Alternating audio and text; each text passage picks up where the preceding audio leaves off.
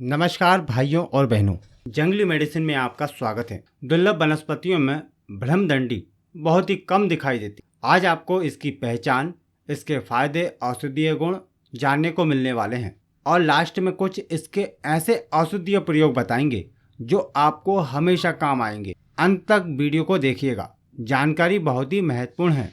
यह ब्रह्मदंडी का पौधा है जो कटीला और झाड़ीनुमा होता है। इस पर गुलाबी और बैंगनी रंग के कांटेदार कमल के पुष्पों की तरह फूल लगते हैं।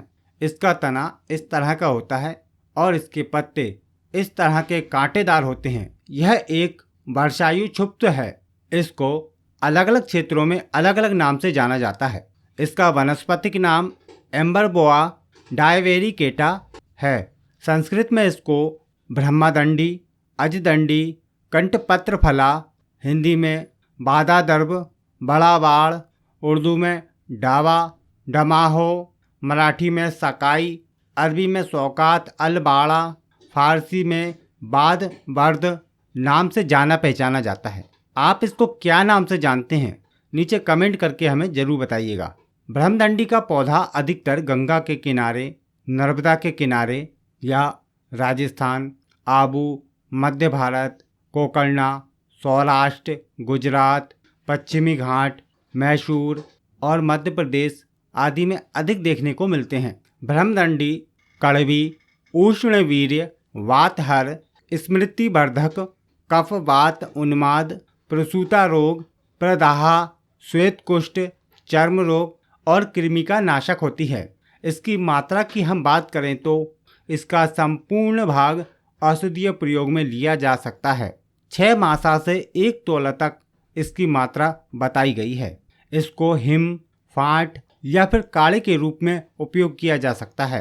प्राचीन ग्रंथों में इसके बारे में जानकारी नहीं मिलती है, फिर भी यह वात प्रकोप, उन्माद, अपस्मार, नपुंसकता, कफ श्वास, कफ कास, श्वेत कुष्ठ आदि पर प्रयोग करने पर अच्छे प्रभाव दिखाता है। इसका क्वाथ बनाकर ठंडाई के साथ पीसकर सेवन करने से भी लाभ मिलता है। यह पारे को बांधने वाली जड़ी बूटी होती है। इसके गुणधर्म की हम बात करें तो यह सुगंधित और कड़वे स्वाद वाली है। तो चलिए अब हम आपको इसके कुछ औषधीय प्रयोग बताते हैं जिसकी मदद से आप विभिन्न प्रकार की समस्याओं को दूर कर सकते हैं। यह सारे प्रयोग आयुर्वेदिक ग्रंथों से लिए गए हैं। गंडमाला रोग में ब्रह्मदंडी की जड़ को चावल के धोबन के साथ पीसकर लेप करने से बहुत ही अच्छे लाभ होते। खांसी में 1 से 2 ग्राम ब्रह्मदंडी का पंचांग का चूर्ण शहद में मिलाकर सेवन करने से श्वास और खांसी की समस्या दूर हो जाती है। उदरसूल में 1 से 2 ग्राम की मात्रा ब्रह्मदंडी का चूर्ण सेवन करने से उदरसूल ठीक होता है।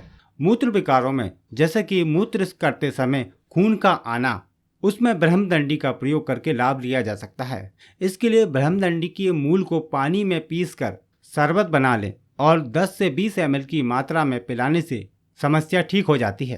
प्रमेह की समस्या में इसके चूर्ण को 1 से 2 ग्राम की मात्रा में दूध के साथ सेवन करना चाहिए। ब्रह्मदंडी के पत्तों को शहद के साथ पीसकर योनि पर लेप करने से योनि रोग ठीक हो जाते हैं। प्रदर रोग में ब्रह्मदंडी का पंचांग 12 ग्राम, 6 ग्राम रसाजन और 6 ग्राम मिश्री को 120 मिलीलीटर पानी में घोलकर फिर उसको छानकर 10 से 15 ml की मात्रा में सेवन करने से पुराने से पुराना प्रदर रोग भी बहुत ही जल्दी ठीक हो जाता है। प्रसव के पश्चात होने वाले दर्द को दूर करने के लिए ब्रह्मदंडी को पानी में भिगोकर छानकर पिलाने से गर्भाशय शूल का शमन होता है। देखिए, यदि किसी को चेहरे पर कील मुहासे हैं या फिर कोई चर्म रोग है तो ब्रह्मदंडी को पीसकर फेस पैक की तरह लगाने से सभी प्रकार के चर्म रोग और कील मुहासे ठीक होने लगते हैं। इससे ब्रह्मदंडी को पीसकर मुंह पर लगाने से चेहरे की झाइयाँ दूर होती हैं तथा चेहरे का रंग भी साफ होता है। कुष्ठ रोग में ब्रह्मदंडी का 1 ग्राम चूर्ण 7 काली मिर्च पानी के साथ सेवन करने से कुछ ही दिनों में कुष्ठ रोग ठीक होने लगता है।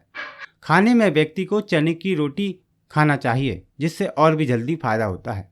ब्रह्मदंडी के पंचांग की भस्म को गाय के घी में मिलाकर यदि व्रण पर यानी कि फोड़ों पर लगाते हैं तो वह जल्दी भरने लगते हैं। बुखार में ब्रह्मदंडी का 1 से 2 ग्राम पंचांग का चूर्ण सेवन करने से बुखार ठीक हो जाता है। इस चूर्ण को आप सूजन दूर करने के लिए भी उपयोग कर सकते हैं। सभी प्रकार के रक्त विकारों में ब्रह्मदंडी बहुत ही अच्छा फायदा करती है। इसका फाट बनाकर या फिर हिम बनाकर सेवन करने से रक्त शुद्ध होता है तथा रक्त विकार का शमन होता है। सूजन पर इसकी भस्म को भी लगाकर शोथ को दूर किया जा सकता है। ब्रह्मदंडी का उपयोग कुछ लोग पागलपन को दूर करने के लिए भी करते हैं तथा ये कैंसर रोग में भी फायदा करती है। ब्रह्मदंडी वाजीकरण गुण भी रखती है। इसका स्वारस निकालकर आटे की बाटियों में मिलाकर घी तथा मिश्री मिलाकर सेवन करने से वाजीकरण गुण में वृद्धि होती है। देखिए, इसको आधा ग्राम से लेकर 2 ग्राम की मात्रा तक ही इसका चूर्ण सेवन करना चाहिए, या फिर आप अपने किसी वैद्य की सलाह अनुसार या बला अनुसार इसका प्रयोग करें। यदि आप भी इस वनस्पति के बारे में कोई विचार रखते हैं या फिर कोई प्रयोग जानते हैं तो नीचे कमेंट द्वारा हमें बता सकते हैं। आशा करते हैं कि जानकारी आपके लिए फायदेमंद होगी। फिर मिलेंगे आपको एक नई जानकारी के साथ एक नई वीडियो में। नमस्कार।